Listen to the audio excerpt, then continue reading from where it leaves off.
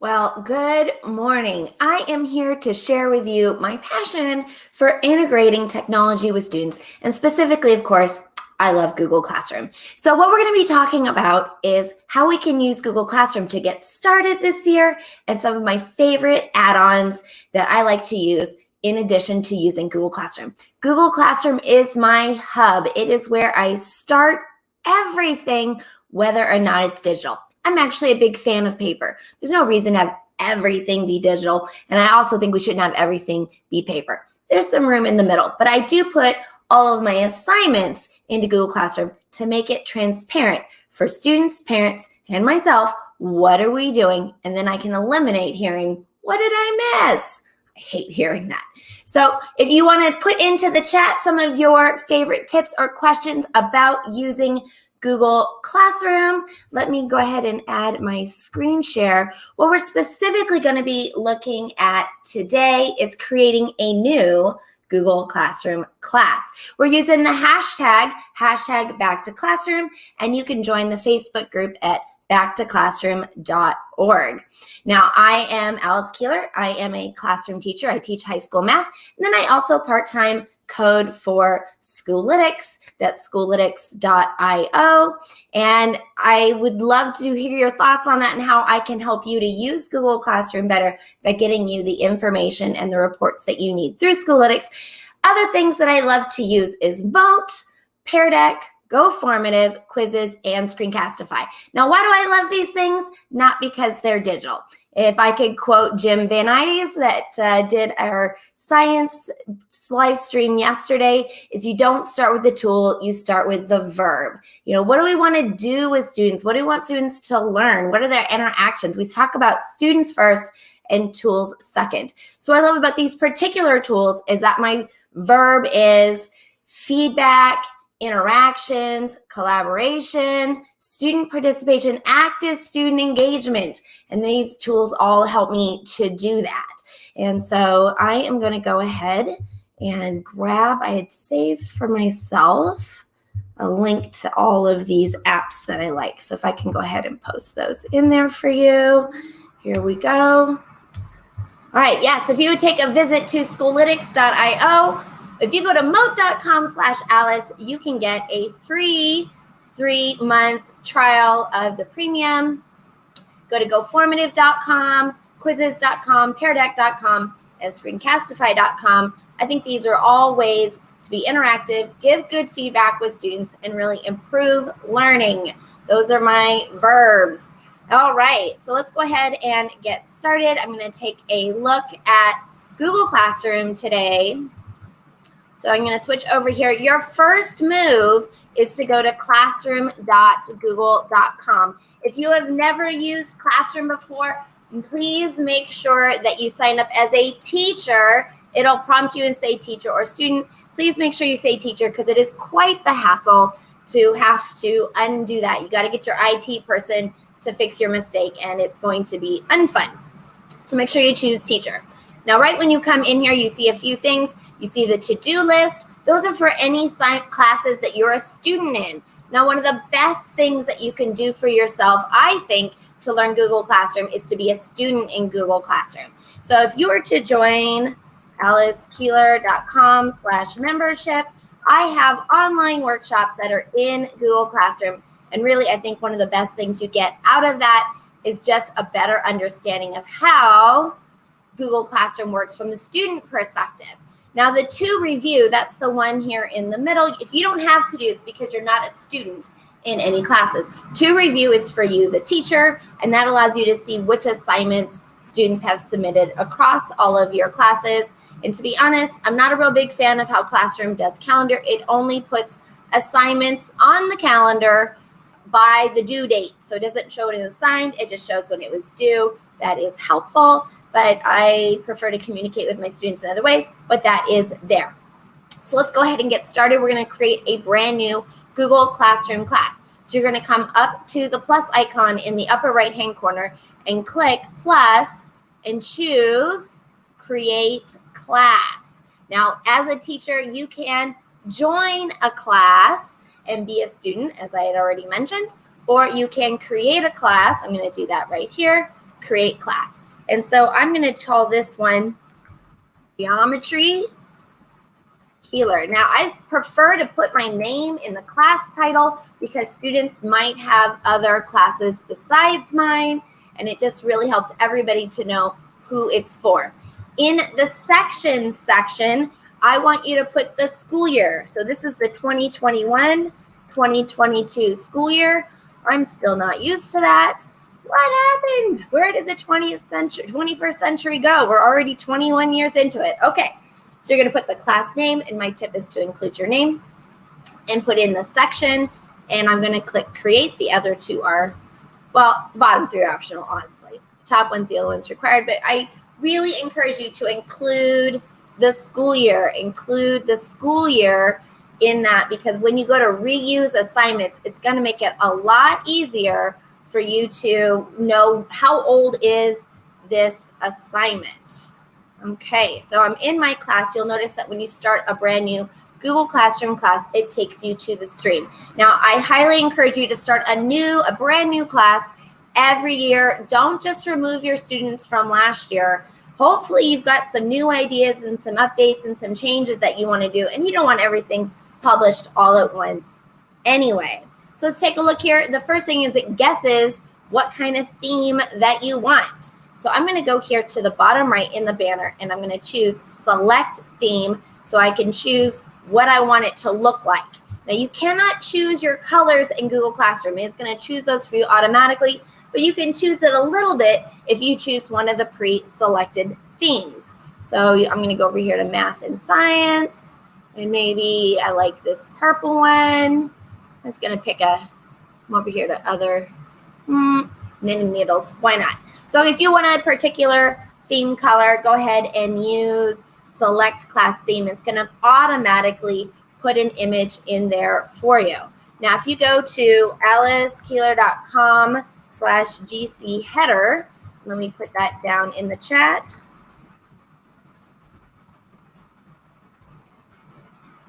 There we go.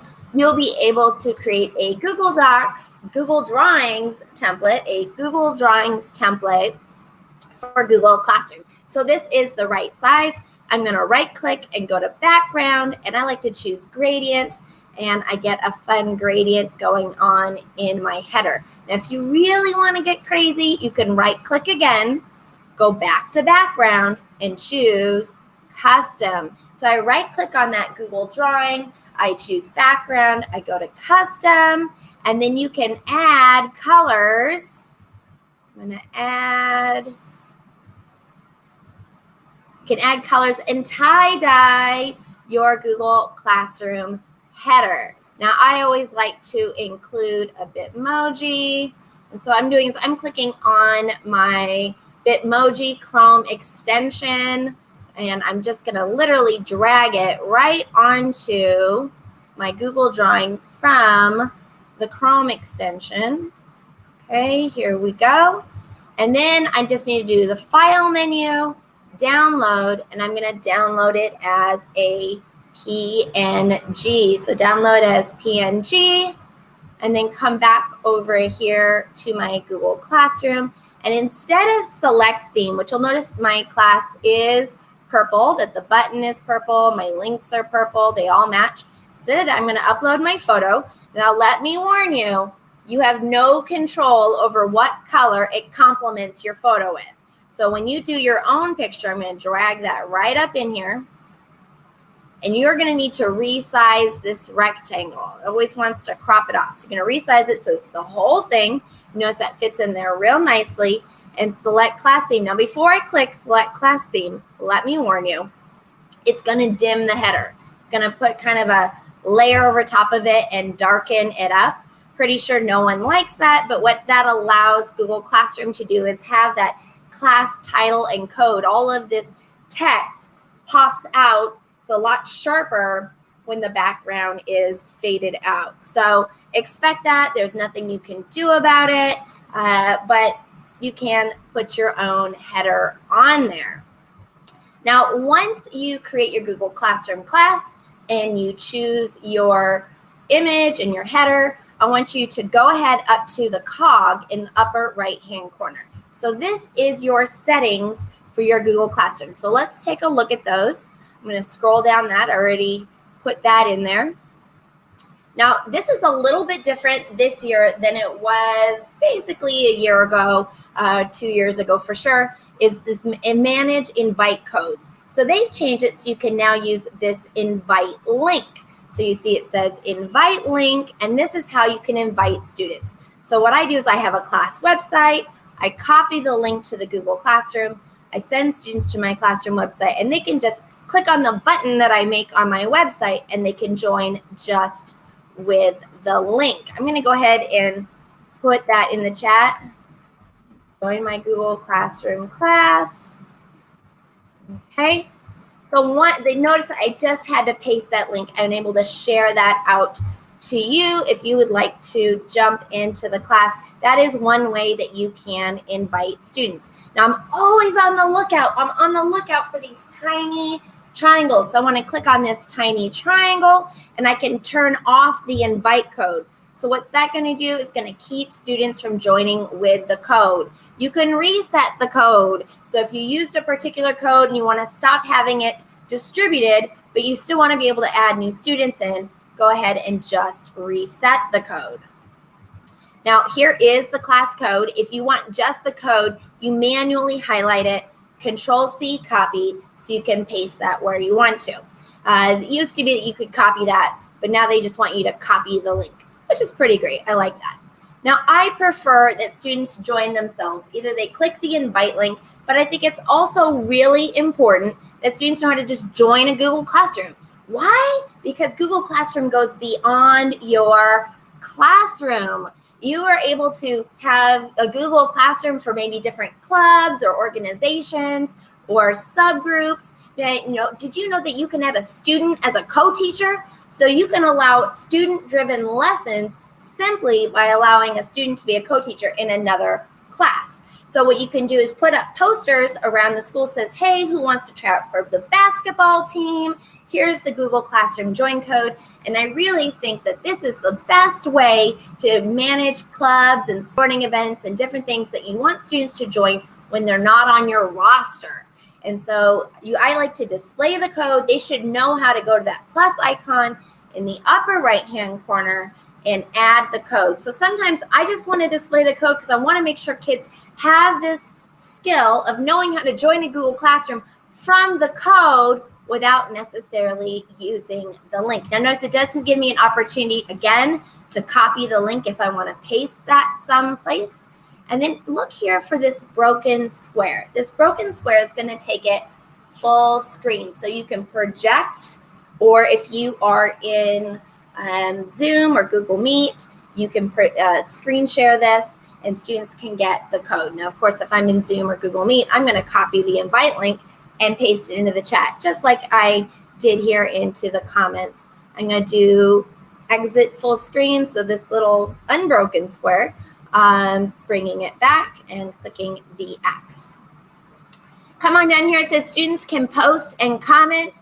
It is not a natural skill to know how to interact online. And if we just shut off the ability for students to interact, we shut down those interactions, which is really why we want to use Google Classroom, not to put our stuff online, but to have better interactions with students. And that takes a lot of intentionality.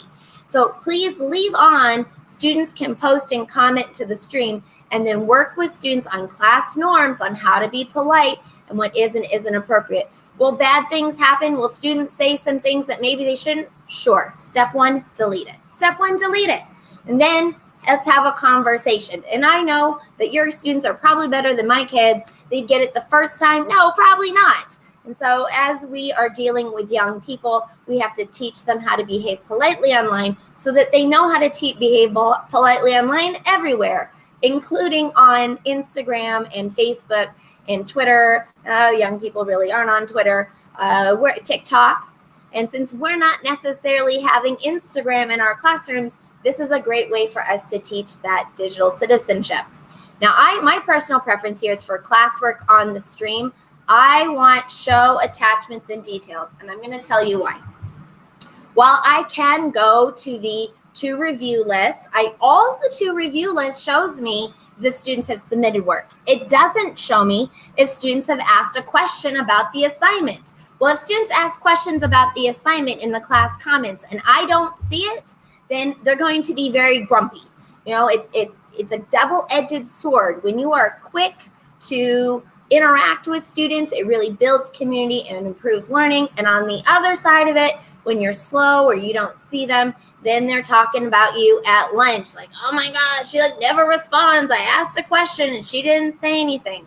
So at the end of the day, I like to take a slow look at the class stream. That's our social space. That's where I want students to share about themselves and things that they're struggling with and that they can ask questions on an assignment. And the best way for me to see, do you have a question on the assignment, is on the class comments on the stream. Everywhere else, it's hidden. It's several clicks in to get to it. You won't notice it as quickly. I will tell you, they are bringing out a new feature called the Activity tab. I do have that as a beta on a different account. I don't have it on this account, I don't think.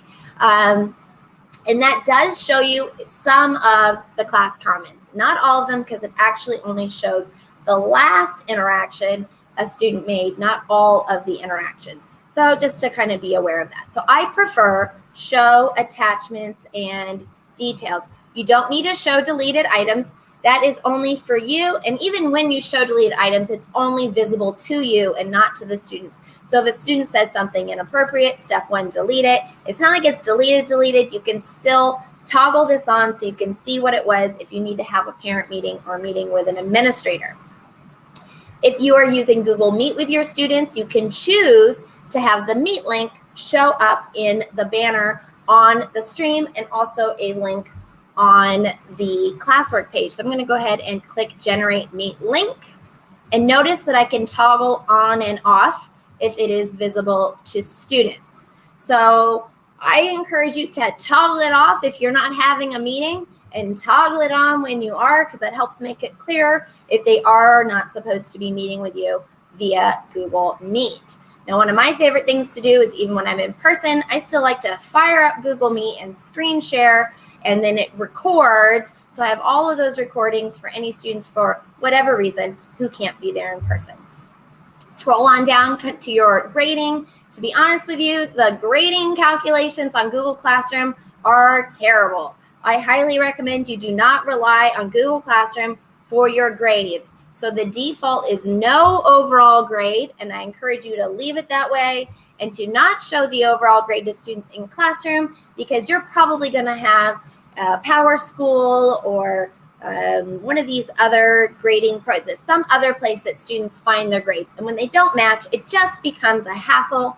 Like I said, it's not going to grade it the way that you think it is. It's not going to score the way you think it is. Grading is like one of my passions, so I encourage you to just skip the grade part, but I love grade categories. Now, I don't use grade categories for the normal grading categories. I hack them to be assignment types. So I like to have a check-in, an exit ticket. Now, I personally use rubric scores rather than grades in Google Classroom. And one thing that's new to using quizzes, if you've used quizzes in the past, it has one of the best Google Classroom integrations, but it would import out of 100. Now in quizzes, you can say to import out of whatever score that you want. So that is fixed, and I think you'll find it really lovely. So I do check-in, exit ticket. Is this a discussion? Is it a project? It does make you put a score. You can't put 0 as the default. You can't put ungraded as the default. So when you do check these grading categories onto an assignment, you're going to have to change it from 4 points to however many that you want, or whatever your default is. It does give you a default. If you want it to be ungraded, you certainly can switch it to that. Group work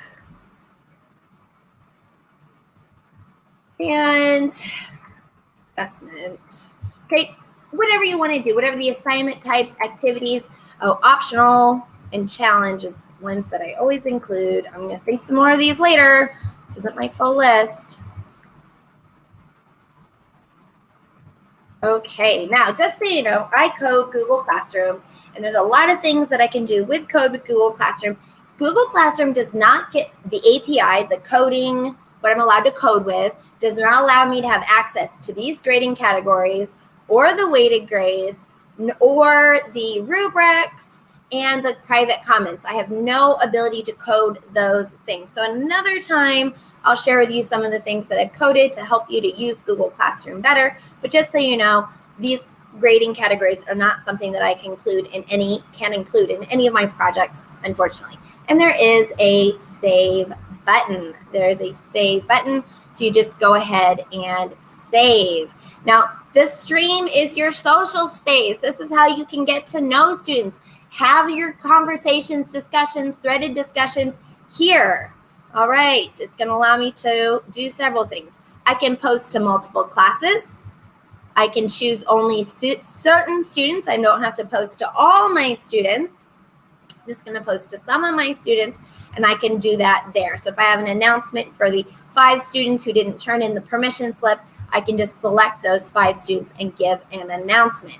Anything on the stream is not a class assignment. It's not for a grade. It's just things that we're doing to interact, socialize, and conversate. And you have to intentionally build that in. Hello, Fashima. Thanks for joining. Glad to have you. Okay, so you can announce something to your class. Please share what your favorite food is. Include an Instagram picture if you want. All right, so students can, and you can add, notice the add button. You can add from Google Drive. You can link to a resource. File is how they would upload a picture from their Instagram. They would have to download it first, or adding a YouTube video. And then now there is rich text formatting so that you can add bold and bullets. And then notice the tiny triangle. Always be aware of tiny triangles. So I'm going to click on this tiny triangle, and it gives me the option to post, schedule, or save as draft. So I'm going to go ahead and post this. It's going to go live right into the stream. And notice it gives students the option to add a class comment. I really want to encourage those conversations. And I'm going to have to work hard to teach norms and how to behave online, because they are not born knowing how to interact in a digital environment. No kidding. Hi! Exclamation mark 5,000 times. Is that really necessary? It is. I at least the first day try to allow them to post anything they want so long as it is appropriate. If it's not appropriate, I'm going to use the 3 dots right next to their comment and delete it. Thank you, oh goodness, I apologize. I'm struggling with saying your name, so if you'd like to share your pronunciation, I would certainly appreciate that. Thank you. I appreciate the comment. And now, Google Classroom is all about the Classwork page. It's all about the Classwork page. So you're going to click here on the Classwork tab. Now, what I'm going to do is I'm going to make sure I'm going to go to View in my Chrome menu. I'm going to choose Always Show the Bookmarks bar. So a second ago, that bookmark bar was invisible. And now I'm going to put that bookmark bar. Now I'm looking at the Classwork page. I'm viewing the Classwork page. And I'm going to click the star up in the URL. And I'm going to bookmark. I'm going to add a bookmark. Oh, it's not showing the little pop-up in the screen sharing. But I'm just going to call this Geo. Okay, so you'll now see that my Google Classroom class on the Classwork page is there. So when I'm on the stream, I can come up here to the bookmark bar, takes me back to the Classwork page. Kind of makes it like a home button, but my home becomes the Classwork page, which is where all of my assignments go. So you're going to create a new Google Classroom for your students. You're going to want to bookmark the Classwork page for that class. You're going to make sure you go up to the settings and set all of your grade categories, how you like them. And then you're going to want to use the create button. This is always at the top of the Classwork page. And you're going to want to create topics. Google Classroom is designed to be organized by topics, So I'm going to choose topic, and I have a topic called Today. What are we doing today? And that's going to be my first topic. I also like to create a topic called Respond to Feedback, because one of the most powerful things that we do is have students not just get feedback, but they do something actionable with the feedback. So when I give actionable feedback in assignment, I drag that assignment up to the Respond to Feedback topic, and that becomes my assignment the next day, becomes an actual assignment, is to respond to my feedback. So here's my hack. When you put a score on something, students hyper-focus on the score and all but ignore your feedback. So if you don't release the score until they respond to your feedback, your students will learn more. So I encourage you to use that. I'm going to create a new Google Classroom every unit or every grading period. Now, if you use Schoolitics.io, it'll allow you to see all of your Google Classroom information across multiple classes. So I have a Unit 1, Unit 2, Unit 3, Unit 4 for the first semester. When I go to Schoolitics.io, now let me put this down in here.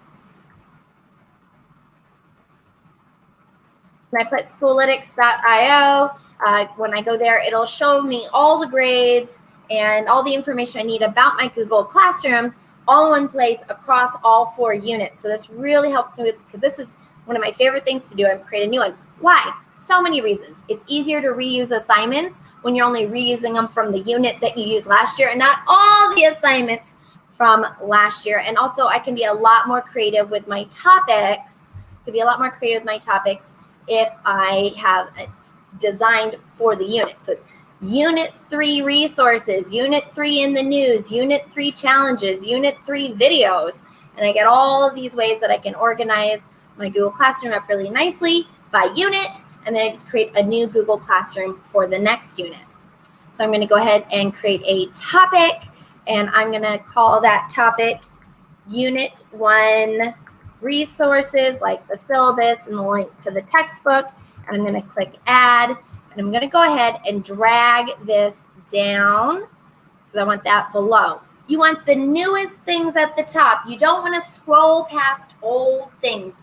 All websites, you go there and you see what's new. You don't look at what happened 3 months ago and scroll past that every single time.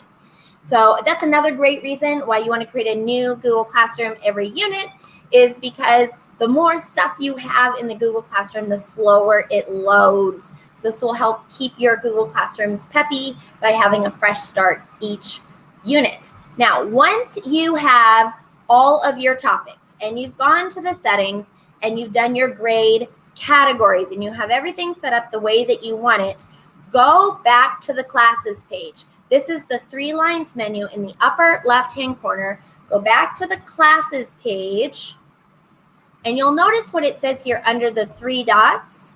It allows you to copy. Now, let me give you a stern warning. It copies everything. It copies your screenshots. It copies your videos. It copies your directions documents. It copies your collaborative student assignments. It's a big mess because nothing is actually attached in Google Classroom. They say attachments, but they're not really attachments. They're links to Google Drive. So when it copies, it makes a big mess of your Google Drive. So please don't do that. Where I'm going to use copy. Don't copy last year's class. Don't do that. Copy this year's class before you put materials in. Because when I copy the class, so this is what I'm going to do, period 2. When you copy the class, it's going to copy your grading categories. It's going to copy your topics. Those I want to copy. The syllabus, I don't need 5 copies of the syllabus in my Google Drive. That is a hot mess, friends, a hot mess. Don't do it. So notice I only use the 3 dots and I copy it before I put anything in there. I set up the class, I use this as a template, and then I can copy it so I get all my formatting and my topics the way that I want them to without copying my syllabus. If I were to go to my Google Drive and see 5 copies of the same syllabus, that would drive me crazy. All right, so I'm going to generate this is in my copy. So this is period 2. So I do need to make sure I go up to the settings cog, come on down and switch it to show attachments and details. But you'll see that all of my grade categories are in there. So I'm going to go ahead and hit save. It does not bring over my theme, so I'm going to upload my photo again. And I highly recommend you have a different color for every class. Second period should be a different color than third period. It makes it a lot easier for you to know which class that you are in. I go to the Classwork page and I click the star and I bookmark this. I add the bookmark P2. I edit. It gives me like a whole long bookmark. Like, I don't need all that. I edit it to just say P2. If yours says Classwork page for P2 geometry, right click, go to edit, and you can edit the title. You can change the name to something a lot shorter. All right, so now I am on the Classwork page. I have bookmarked my Classwork page, and I want to go get assignments from last year. Now, one of the things that I would give you as a great hint is, again, to go to schoollytics.io. Let me put that in there again. And if you go to the 3 lines menu in the upper left-hand corner of Schoollytics, it'll allow you to go to instructional resources so you can reuse assignments easier and faster. It allows you to add to Classroom and then add the next one to Classroom without so much scrolling. So if that's something you have found frustrating, one of your solutions is going to be to use schoollytics.io. And full disclosure, I do work for them part-time coding, and so I'd love to hear your feedback on how I can make that experience better for you. I'm going to go to the Create button, and I'm going to choose Reuse Post. Reuse Post. I don't want to copy all my posts over. My students deserve a fresh and thoughtful approach every year, so I always get better. So I'm going to create and reuse post. I'm going to select my class from last year. Do you see down here where it says create new copies of all attachments? No, don't do that. That again is going to make a mess of your Google Drive. It's a paradigm shift. And in this paradigm shift, we are linking from Google Drive. We don't have attachments. There's actually very little reason to create copies. So just don't use this. It just makes a mess. That class apparently has no assignments in them. Neither does that one. Okay, so this is a fake student account that I have. But what you would see is if I did select this, it would give me a list of all my assignments from last year. I would select the assignment. I do not check the checkbox at the bottom, and I would reuse, and it would allow me to edit and update that assignment.